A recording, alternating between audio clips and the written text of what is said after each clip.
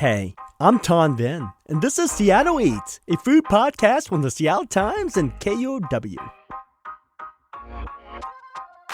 As a restaurant critic, I write a lot about the end of the food chain. A balanced dish, sometimes with 4 or 5 ingredients. Today, we're going to learn where one of those ingredients come from. My colleague Jackie Varriano has been digging into one of Washington's underrated exports, raspberries, and specifically, frozen raspberries. 98% of the frozen raspberries in the country come from Washington State.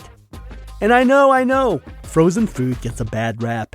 But these bright, juicy berries are just as good frozen as they are fresh. Yeah, really. And they're in products all over your grocery store. Today, Jackie will tell me what it takes to get a berry from a farm in Lynden, Washington, onto your plate. We'll taste some staples that you'll probably recognize. And Jackie will give us some ideas for how to use frozen raspberries. Ready? Let's get to it.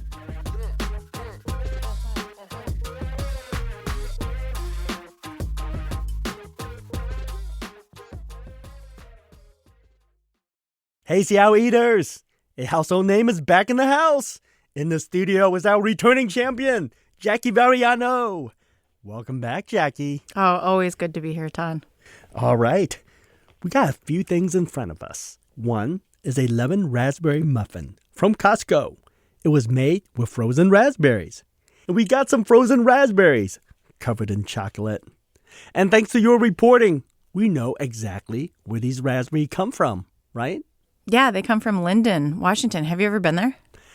Only on my way to Bellingham or Richmond, BC. Oh, yeah, because you have to go past Bellingham to kind of hit Lynden. And I think there's an underrated border crossing near Lynden where if the Bellingham one is, or where if the one that's closest to Bellingham is super backed up, you can hit that one much easier. Shh, don't tell people. That's the one I take on weekends.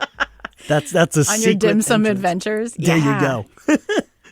Well, we have some food in front of us, Jackie. So let's taste this raspberry lemon muffin from Costco. I want to see how the raspberry add to it.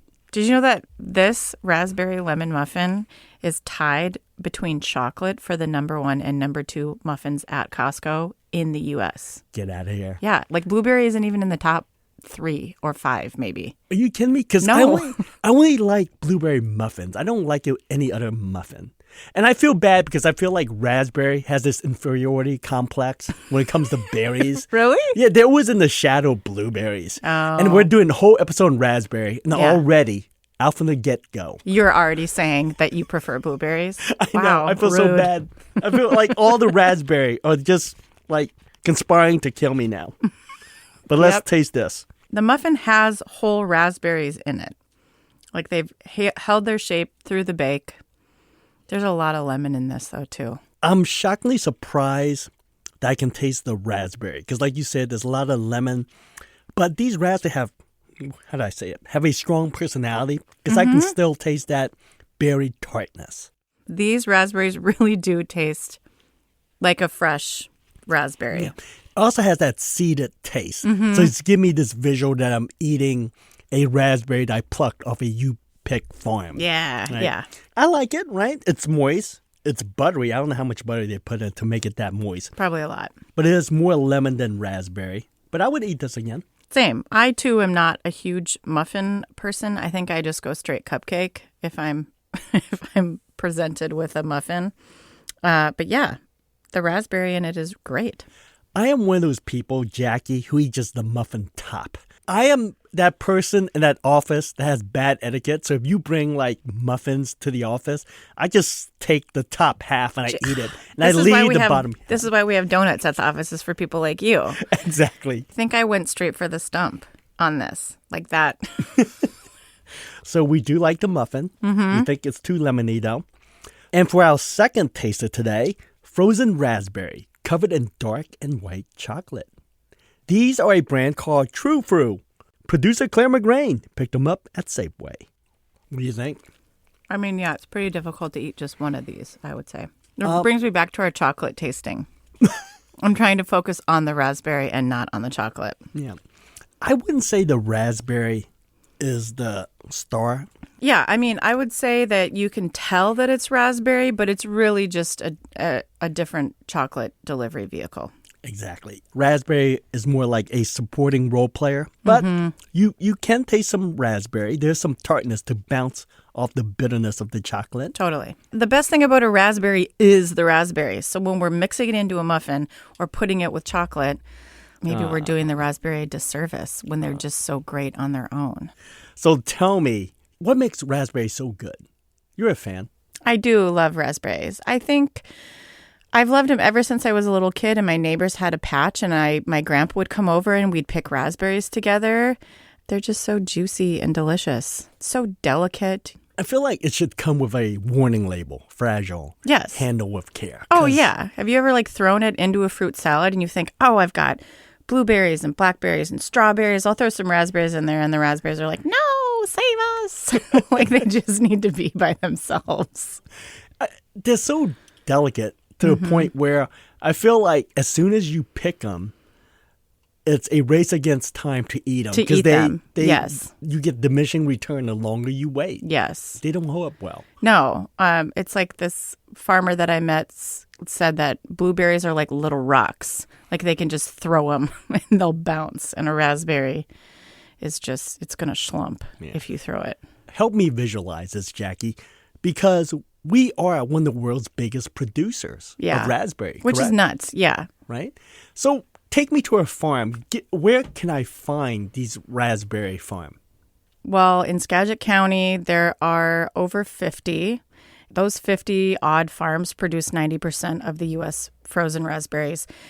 And then the other 10%, 8 of that percent are in eastern Washington. So Washington State as a whole produces 98% of the U.S. frozen raspberries. Wow. Yeah. And it's not even, if we look at some of our other big ag exports that we have, like hops and wheat and asparagus and cherries, raspberries is way down on the list. They're kind of this little fruit on the rise because we just started thinking of them as whole and frozen within the last 15, 20 years. All of those raspberries used to just get pressed for juice or jams. And now they've changed the game up there. I'm embarrassed to say that I thought that raspberry farmers pick berries the way that we pick at a U farm. But that's not the case. Well, not for frozen raspberries. So a lot of raspberries that are picked for the fresh market are hand harvested. But if you're going and growing for the frozen market, they're all machine harvested. And it's really kind of cool to watch because raspberry canes are a lot taller than we think they are. So these machine harvesters you have to climb a ladder to get into it, and then it rumbles over all the canes, and it's shaking only the right berries off onto this conveyor belt. Then the conveyor belt shuttles the berries up. And the raspberry harvester that I was on, they were like high school girls having the time of their life sorting flats of berries all day long. That is not the visual image that I have. No. I guess I just have a stereotype image of a lot of migrant workers working the field, picking the berries, even for frozen, and that's not the case. I mean, there are definitely migrant workers, but a lot of the people that are actually filling the flats with berries it's still like a very typical high school, early college job. And is it a short summer season? Yes. Is it year-round? Oh, no. It's like a 6-week you're on. The plant's running 24 hours a day. They're harvesting from, 9 in the morning until 5, 6 o'clock at night, 7 days a week. There's no breaks.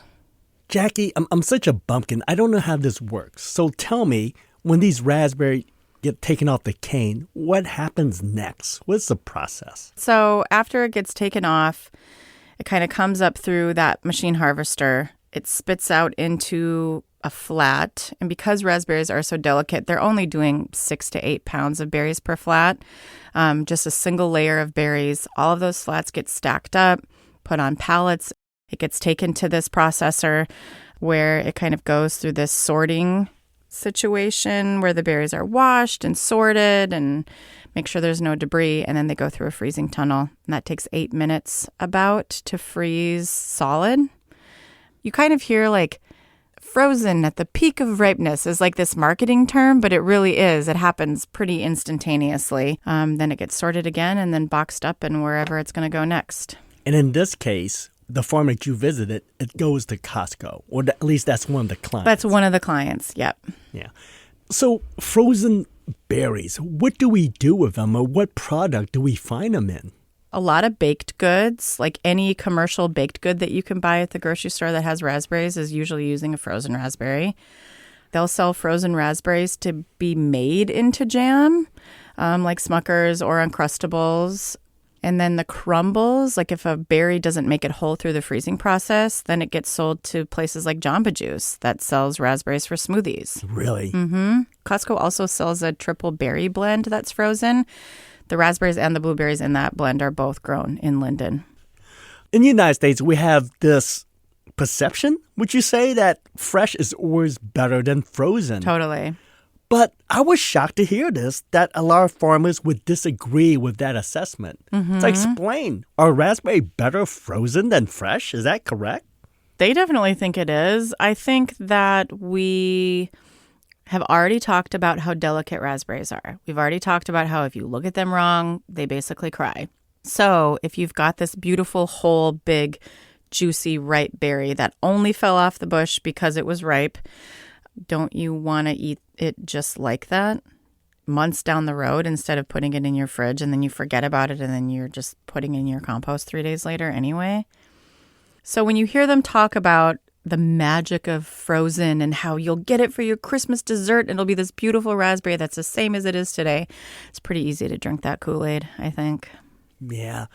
One reason I think I don't buy raspberries, and I think most Americans don't buy raspberries, is because of that shelf life. Totally. As soon as it gets plucked. Yeah, it's a race against time. And you live alone. So if you're going to eat a pint of raspberries, you better put the entire pint on your morning yogurt. And you don't even eat yogurt. So, the world of raspberries is against you. You should only eat frozen. I know. I feel bad. I started us on a blueberry path.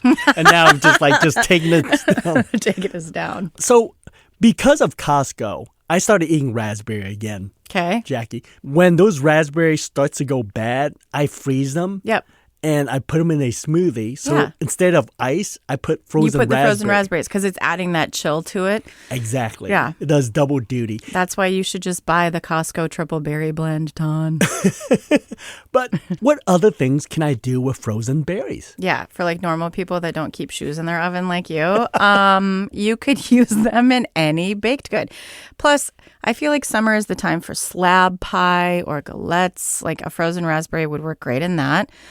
You could just let a frozen raspberry defrost on your counter and then toss it in a salad. Or you could blend it up and make a raspberry vinaigrette. Yeah. Can I throw one other thing out? Yeah. That is a berry crisp. Oh, yeah. Berry crisp, cobbler, any of those things. Right. And in fact, one of the most popular local cookbooks in the last 20 to 30 years is Tom Douglas' First Cookbook. And in there, he has sort of like a berry cobbler, berry crisp recipe. Oh, yeah. For people who don't know how to bake, this is your go-to. Because it's just like berries in a bowl and then you throw some oatmeal on top. Boom. Yeah, that's exactly done. it. That's all you need. It is baking for dummies. It's great for any occasion.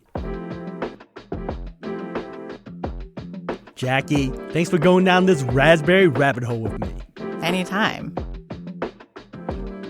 That's it for today. Check the episode description if you want to read Jackie's reporting on raspberries in Washington. Before we wrap up today, I gotta apologize to the city of Seattle. A few weeks ago, I misspoke. I said a scene in Sleepless in Seattle was filmed at Lowe's restaurant in Pike Place Market. But it was actually filmed next door at Athenian seafood restaurant and bar. And you guys call me out on it. Mea culpa. Consider this a formal correction. And we love hearing from you. I want to hear where you're eating this summer. Do you have a favorite ice cream spot or a beer garden? Email the Seattle Eats team at seattleeats@kuow.org. Or drop a comment if you're listening on Spotify. Thanks for listening to Seattle Eats. The show is a production of Seattle Times and KUOW, part of the NPR network. You can support Seattle Eats by investing in the local newsroom and the specialized beats to make this sort of storytelling possible. Please consider joining and subscribing at kuow.org/eats and seattletimes.com. Seattle Eats is produced by Claire McGrain in Brandy Fullwood, and edited by Jim Gates and Trevor Lensmeyer. I'm Tom Venn. See you next week.